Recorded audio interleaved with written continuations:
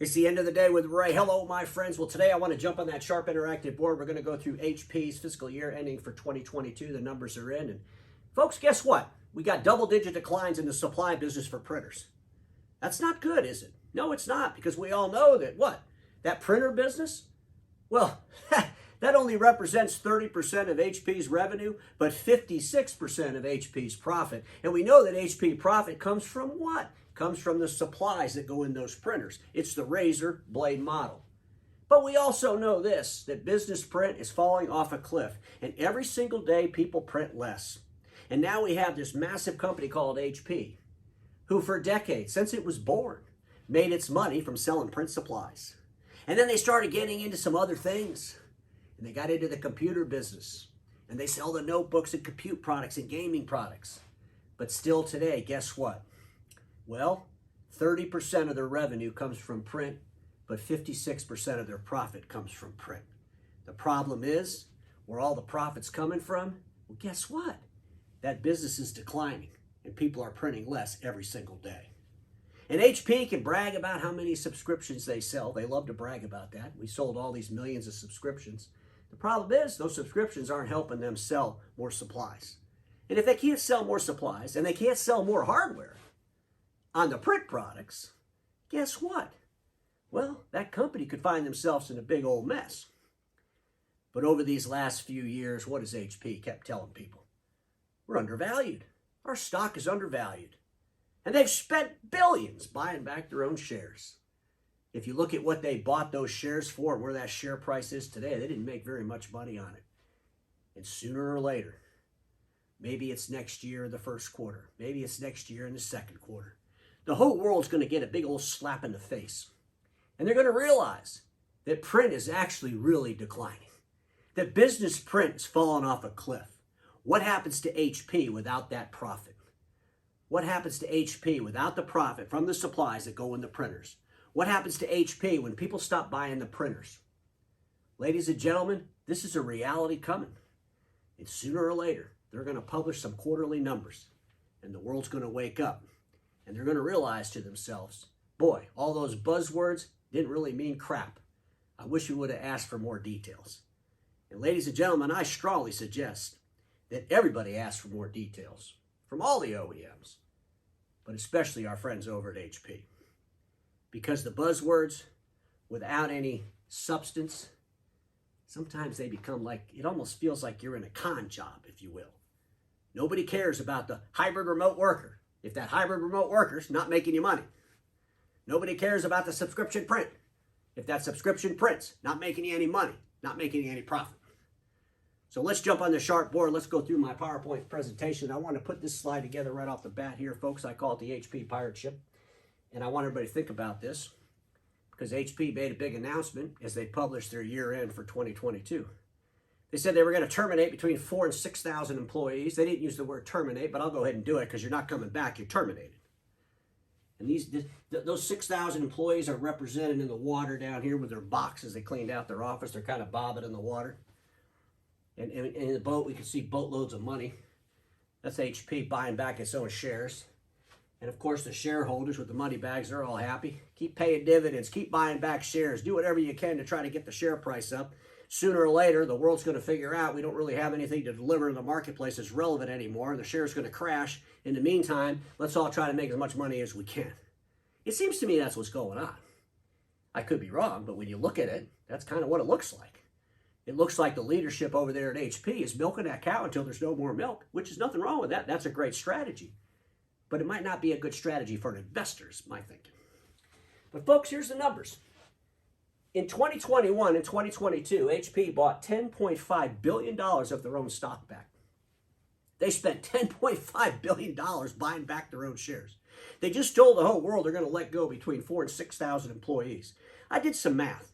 If you took 6,000 employees and you paid them $150,000 a piece, that's only $900 million.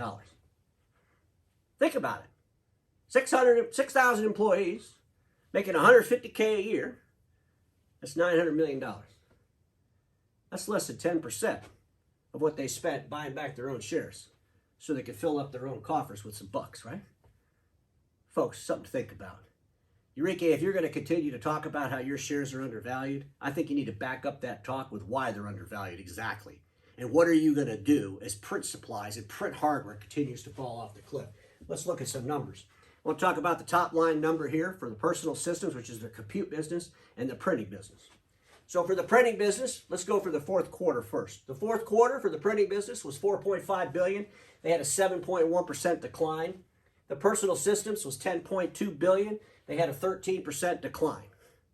So you can see that fourth quarter wasn't good. It wasn't good for the personal systems, the compute business, 13% decline, right? And it wasn't good for the printing business, a 7.1% decline for the whole printing business together. Let's look at it for the whole year. The printing business did $18.9 billion for a 6.1% decline in the entire printing business. The personal systems was $44 billion, and they had a 1.7% growth. In the personal systems, I attribute the growth to the ability to raise prices on some compute products because we are in a supply and demand crisis. Sooner or later, that crisis will be relieved a little bit, and the competition will be fierce. The problem is, we need to be delivering the product. If we're not delivering the placements, that's more concerning. And if you have decline in unit placements, that's where you should be concerned. And you better start asking yourself why. So let's break this down a little bit more. So I wanted to take the whole pie for the whole year. They did a total of $63 billion, which, by the way, was $500 million less than they did in 2021. The workstations and other personal systems was 7%. Printing supplies, 19%. Printing commercial, 7%. Printing consumer, 4%. Notebooks, 46% of the total revenue. 46% of $63 billion comes out of notebooks, and they're delivering less units in the marketplace. They're getting a little bit of help. They need to be able to raise their price to drive some revenue. Desktops are 17%. But folks, personal systems, the compute business, represents 70% of HP's revenue. Printing is only 30% of their revenue. But if you look over here at the profit, the printing is 56% of the total. Okay? 56% of the total, and we know that most of that profit doesn't come from the hardware around print. It comes from the supplies, the consumables. And as people do what? Print less and less more every day, guess what happens? Well, that number gets pressured. I wanted to take the print business for the whole year, quarter by quarter. For this, I got to turn on the Sharp Interactive board. I got my magic pen in my hand. Because, ladies and gentlemen, this is not good news. This is not good news for a company that makes all of their money in print business, okay? That razor blade model, okay? Let's look at this. The first quarter, the supply revenues were down 2%. Let me put an arrow down. The second quarter, the supply revenues were down 6%. Another arrow down. The third quarter, the supply revenue was down 9%. Another arrow down. And we finally did it. HP finally did it. They finally achieved double digits decline in a quarter on supplies. Yes, my friends, the supply business was down 10%. So you can see, we're not growing our supply business. Doesn't matter how many millions of subscriptions you sell, Eureka. If you don't grow the business, it's not a good thing. Let's look at the unit hardware. Where's the unit hardware? Well, the unit hardware was down 28% the first quarter. The total unit hardware was down 23% the second quarter. Wow, those are some big numbers. 28% the first quarter, 23% the second quarter. Hardware down 3% the third quarter. Where are we at the fourth quarter? Another 3%. Folks, a lot of red, a lot of down. Majority of the company's profit at 30% of the company's revenue is declining in the use of supplies, is declining in the hardware placements. And you know why it's declining? Because people are printing less in businesses. People are printing less in their homes. And unfortunately, HP, what did they do? They've spent billions of dollars buying back their own shares instead of investing in R&D. They decide they're going to eliminate between 4,000 and 6,000 employees. We don't need those employees to grow. We don't need any human capital intellect to help us grow and change our business. We need to milk the cow until there's no more milk. And when you look at these numbers, you kind of think that's probably what's going on. So ladies and gentlemen, let's move along because I did the same thing for the personal systems. And you know what? You got to put the units out in the marketplace, right? So let's see where we're at here. Well, Total units down the first quarter. Oh, let me get my magic board because, I want to make sure you can see the red circles and the red arrows down because it's not a pretty picture. So for the personal systems, the compute system, total units down 6% the first quarter. Total units down 17% the second quarter. Total units down 25% the third quarter. Total units down 21% the fourth quarter. We're just not selling HP compute products. I mean, folks, this is quarter after quarter for the whole year. I mean, this is scary, right? Let's look at this a little bit deeper. Notebooks, revenue was up 14%. Kind of talk about that a little bit, right? Raise the price, get some more revenue. The problem is units were down 9%. 43% of the total revenue of that company is coming from notebooks, but yet their units were down 9%. Pretty soon, the competition with pricing could cause them some big problems.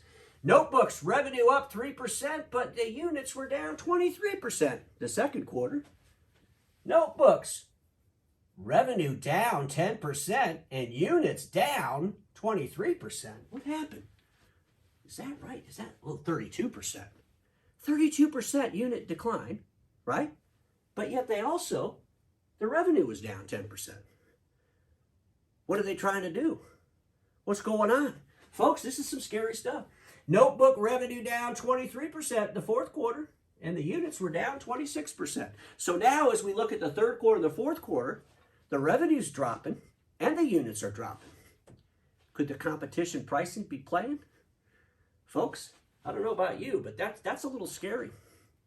That's a little scary for a company who gets most of their money. Okay, think about it. Most of their money comes from notebooks. Most of their profit comes from print. Most of the profit from the print comes from the supplies. Both the hardware and the supplies are down in the print business. Where most of the revenue comes in the compute business, notebooks, it's down double digits 2 quarters in a row. Folks, I don't know about you, but if I was an investor, I don't think this gets me too excited because I don't understand where the value is. As Enrique Loris, their CEO, continues to say that their company's stock's undervalued. I wanted to pull this slide up, and folks, you got to go through these PowerPoints. I tell you all this all the time, but go through. It's on HP's website. But I wanted to go into this consumer services section, and this is where they're talking about key growth areas. This is the page where you see all the buzzwords with Apple with just zero substance to any of them. But let's just go to the consumer services. Double-digit revenue and cumulative subscription growth in quarter 4 year over year in FY 2022. What the hell are they talking about? Double-digit revenue and cumulative subscriptions growth in quarter 4 year over year in FY 2022. Commercially launched Instant Ink for small business globally and Instant Ink paper service in the US. Who the hell cares? So you got subscription growth, the buzzword subscriptions. Everybody loves the word subscriptions, but yet it's not helping you sell more supplies or hardware because every single quarter you were down. Your DOS program obviously isn't helping you sell any more notebooks because every single quarter your unit placements are down. Is that why the revenue's kind of down the third and fourth quarter? Because you're putting them on subscriptions, so you're recognizing lower amounts of revenue? I mean, folks, there's so many details that we should know about. And this crazy thing about subscription paper, are you out of your minds? Maybe back in the 1980s that was kind of a big deal, and it wasn't even then. But today, are you kidding me? Folks, first of all, the way to paper, this whole thing is just idiotic to begin with, and we know that businesses are printing less and less.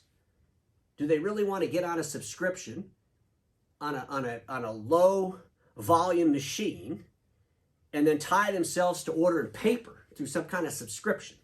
It's fantasy at best. And until you start sharing real numbers and real growth and real strategies around that kind of stuff, people just think it's nuts. But here's the slide I want to share with you, folks. And this was the $10.5 billion in buybacks for the year 2021 and 2022. And you can see it, it's all right there. I'm not making the numbers up. But I also want to share this with you. Look at their gross debt. First quarter of 2021, $7.6 billion gross debt. Fourth quarter of 2022, $11.2 billion. So let's just keep buying back our shares. You know, let's get rid of our employees. Let's stop R&D altogether. And let's milk that cow until there's no more milk. Because, ladies and gentlemen, I don't know what else this could be. Because it really doesn't make any sense to me. This was the last slide I want to share with you. It says the future ready transformation by end of FY 2025. This whole page is nothing but buzzwords without any real substance or teeth to it, hoping that someone reads this and gets all damn excited. But here's what I'm going to tell all my friends is sign that stupid amplify agreement. That's right, I call it a stupid amplify agreement because they're asking you for way too much data.